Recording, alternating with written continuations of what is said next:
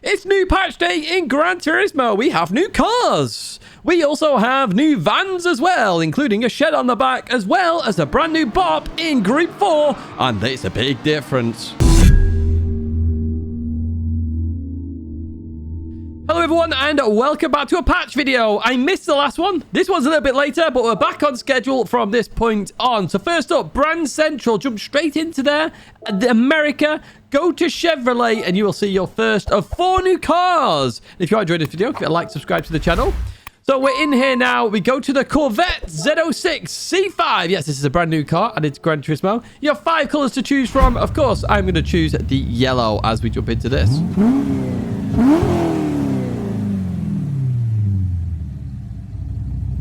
There we go, a little piece of that engine as we look above the car. Very nice addition to Gran Turismo, in my opinion. A nice car. It reminds me of Gran Turismo the early versions of Gran Turismo, of course. That shape, very iconic with Chevrolet. So, in my opinion, a very good addition, and a lot of people will enjoy this. If you do enjoy this addition, let me know in the comments as we go through these. However, we're doing something new in these patch videos, and that is looking at the car from this point of view, bog standard, as well as a tuned version as we jump to that now. So, we can put on a bit of a splitter on the front there. So, I've chosen to do that here. You put on a massive wing. You can't fully tell there because it's color coded. There is different wings there. There's 3 types for you, and you can do the side sills as well as the diffuser. You can add that in terms of the cars. You can make it pretty unique from the bog standard car, and we're showing that right now. We'll go to a full open shot in a second where we can rotate around it. So really nice additions there. So you can effectively have 2 or 3 or 4 of these and really style them out very nicely. You can see the big wing on the back.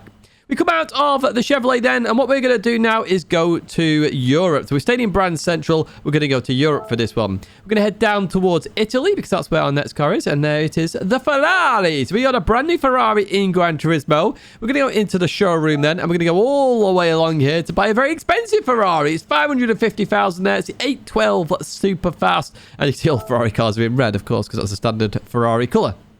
However, I'm going to put a however in there because, guess what? There are lots of colours to choose from here. Rosso Corsa is what we're starting on. You can see all the colours here. Some very nice light blues there for this car. However, there's only one colour I'm picking. That's Gallo Madonna.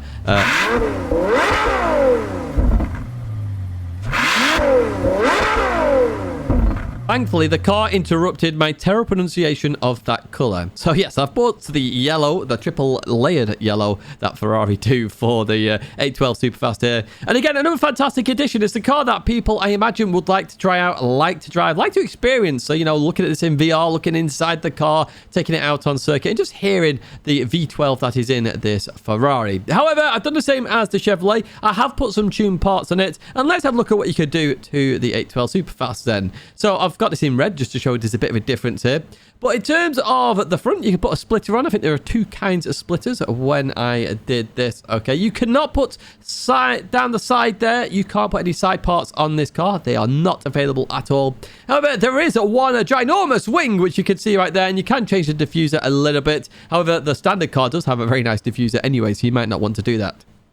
Even so, it does give it a very sporty look, very much a Ferrari X program look here with that massive rear wing. But that's sort of what you can do here with the 812 Superfast. Right, we jump out back towards Brand Central. We're going to go to Asia Pacific for this one then, and we're going to go to Honda first of all. You can see we've got 2 there, and we'll visit the more fun one in a second. So we're going to go into the showroom, and I say more fun because when you see this car, yeah, I really do not get this. However, I say I do not get this. You'll see why maybe it makes sense a bit later on. So we jump into this 46,000, very cheap car to buy in Gran Turismo here, the CRV. And you got 2 colours, black or white. And it's very much a black or white car, isn't it, in this case? Let's listen to it. Yeah, don't worry, an alarm isn't going off. That is the sound of the Honda CRV. Now, this car in Gran Turismo, I'm not a fan of, to be honest with you. Even with what you could do to it, which I'll show you in a second, I don't get the point of this car going into the game. Have Honda got a hold over Polyphony Digital? I don't know.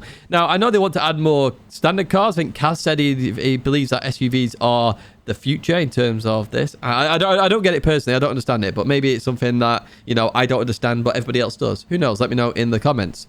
However, what you can do to this is pretty insane in terms of tunes. Remember Top Gear and the Aventine? Well, it's sort of that sort of level here. Massive front splitter. You can see a bit of it right there. In fact, this camera angle doesn't do it justice. We've got a wing on it. You don't know how big that wing actually is until you see it in just a second. This thing, basically, you can build like a Pikes Peak representation. Look at the size of that wing. It's mentally big. You can add a massive diffuser on the back of this car. I mean, it makes it quite a crazy car and arguably a bit fun in terms of if you want to do that. However, I still go back to I don't really want to see this car. I'd rather have something else scenario.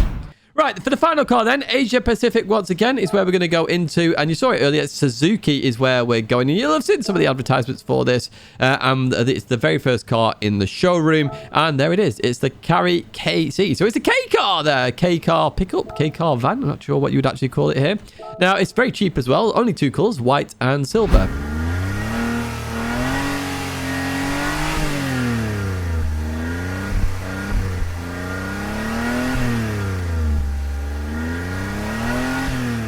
Right, so you've just heard it there. Now, this one, a bit like the Unimog, and the idea of adding the tune variants to these cars, it comes from the Unimog, does mean you can actually change this car quite significantly. Now, recently in the One Make Honda, they did add some road cars to the event. I have no idea whether that was a mistake, that they just left them in, or whether they purposely did that to create some form of street racing version of that race. Who knows? However, you can do this. Look at that. The Unimog completely transformed there. Got a hard, solid back there. A bit of a roof scoop on the front splitter there as well. It makes it look quite unique. And it's not only that. You can add basically a shed to the back of it. Arguably, it's a food serving place there. But even so, it looks like a shed. I'm calling it a shed. And we'll reference Jimmy Broadbent. Because obviously, Jimmy used to race in a shed. As did I, arguably, with the cabin. But we're going to have some new events now, so head over to World Circuit then. We're going to go into the Americas, and we're going to head all the way down to Interlagos in Brazil. So for this car in particular, it's the Chevrolet, because of course it's the Americas. And you can race here, and obviously you're racing other Corvettes there, and you can see the price it results here at Interlagos. What we will do now is back out of that one, and we're going to head towards Europe for our next event. And we're going to head to Eiger Nordwand for this one then. So we head towards Switzerland. And on the right side, you can already see it there, the lightweight K Cup. And this is for the K cars. Obviously, it's for the Suzuki. And you can see also the prizes there for that race as well. I think that would be quite an interesting race, to be honest with you. For the final one then, we are going back into Europe, and we're staying in Switzerland because we're heading to Deep Forest Raceway. Yes, we're staying in Switzerland for this one. And this is for the Ferrari Circuit Challenge. I really like that logo, by the way. Well played, PD, with that one. And they are the prizes. Of course, you will be racing other Ferraris. That'll be an interesting one to do. Yes, I've only done 32% of the game. I plan to complete this game at some point before somebody shouts at me. Now, we also have some new SOPHY tracks. I say tracks, one track in particular. It's the Catalonia Grand Prix layout. Okay, so if you want to race SOPHY there, you can do that now. I really wish they did the no chicane variant, because that would make it more fun, in my opinion, and is the better circuit. Right, we go to GT Auto for the next update, and it's engine swaps that have been added to Gran Turismo. Now, I'm in the Radical right now because, as you very well know, I don't like the double shifting in the Radical, and it now has an engine change with a V8 Suzuki Gran Turismo engine, which I think will be insane. Now, in terms of the other engine swaps, you can see them right there. Fiat, Jaguar, Nissan Fairlady Z, a few Porsches in there, the Suzuki Escudo Pikes Peak Special, GR86, and the Toyota Tundra TRD Pro 19. Now, without further ado, let's change the engine, because I love this graphic!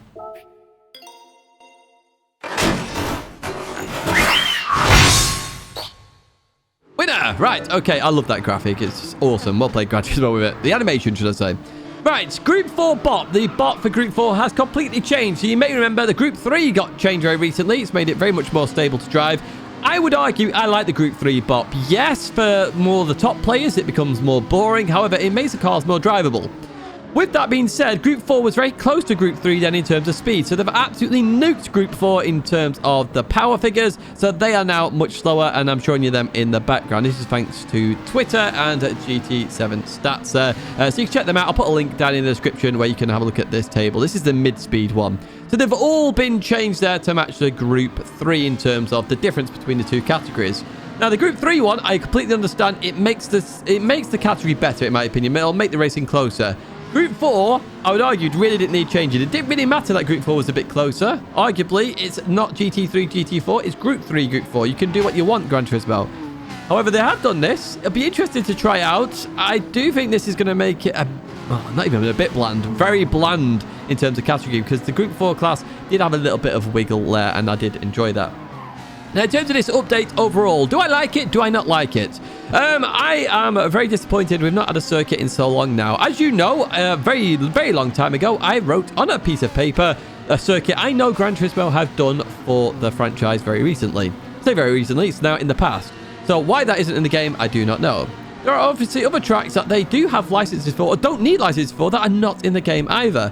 Where are they at the moment? Yes, some of you are going to go, Tidge, we use like 6 in sport mode and that's it. But even so, when we get a new track, we normally use it for a month, so at least we can experience a new track. You know, it would be fun to do that. So I really want to see a new circuit. Forget the Honda CR-V. Focus on a new circuit. Let's give us that, Gran Turismo. I really would appreciate that. That's going to be it for this video, though. I do hope you have enjoyed this patch video. Sorry, it's a bit later than normal. Real work, my full-time job does take priority. But we're here now, and here is a patch video for you. If you have enjoyed it, as always, go like, subscribe to the channel to stay in touch with all the latest content. That's going to be it for me, folks. A big thank you for watching, as always, and I hope to see you in another video or live stream again very soon, or the time trial guide a little later on today, if you're watching it on Thursday.